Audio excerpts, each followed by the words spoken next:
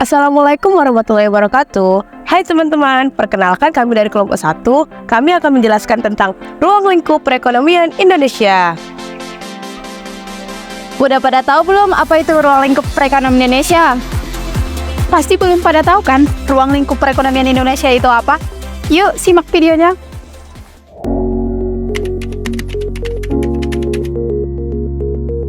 Ruang lingkup perekonomian Indonesia mencakup seluruh aktivitas ekonomi yang terjadi dalam negeri, yang melibatkan produksi, distribusi, dan konsumsi barang dan jasa.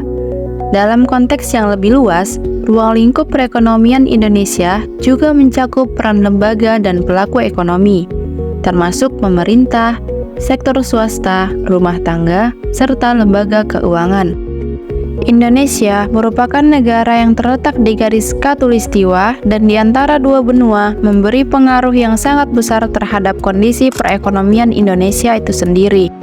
Sebagai negara yang subur, perekonomian Indonesia didominasi oleh sektor pertanian dan kehutanan sebagai sumber dan hasil produksi yang dihasilkan.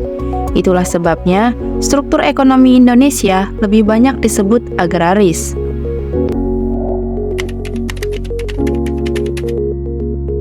Ada beberapa contoh ruang lingkup perekonomian Indonesia. Yang pertama yaitu sektor primer, mencakup pertanian. Pertanian merupakan kegiatan pemanfaatan sumber daya hayati yang dilakukan manusia untuk menghasilkan bahan pangan, bahan baku industri, atau sumber energi, serta untuk mengelola lingkungan hidupnya. Sektor ini juga menjadi salah satu tulang punggung perekonomian Indonesia, terutama di pedesaan.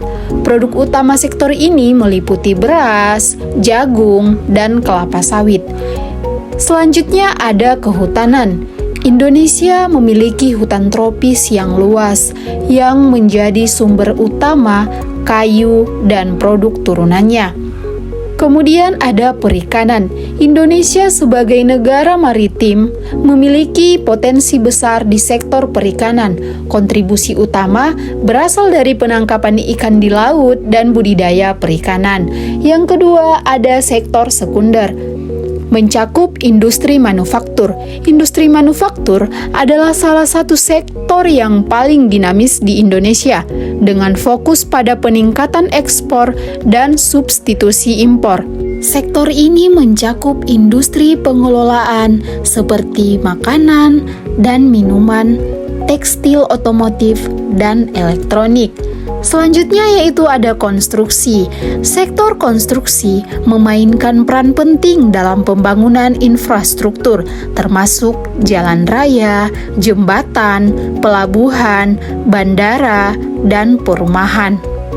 Yang ketiga atau poin yang terakhir ada sektor tersier, mencakup jasa,